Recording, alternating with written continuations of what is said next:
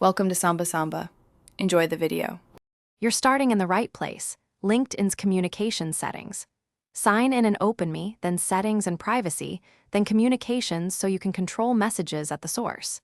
This area groups all notification channels, email, push, and an app, so you'll see why adjustments here stop emails downstream. Once there, scan the panels for email frequency and notification types. Make sure you're using the account that receives the unwanted mail, because changes only apply to the signed-in profile. Now you'll refine what LinkedIn sends by type. Open email frequency and switch broad options to weekly or off to cut volume. For precision, open notification types and toggle categories like network, jobs, messaging, and groups.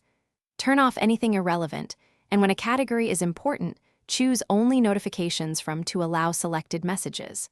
Once done, verify subcategories, comments, endorsements, and event invites often have separate toggles. Make sure to save or confirm changes. Finish by confirming your selections and allowing up to 24 hours for some email changes to propagate. If you still get messages, open one of the emails and use the unsubscribe link. LinkedIn honors that list-level request separately. Also check your email account's filters or rules.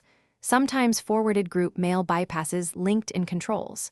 If problems persist, sign out and back in, clear cache, and recheck settings. One key troubleshooting tip: check for multiple LinkedIn accounts tied to that email address.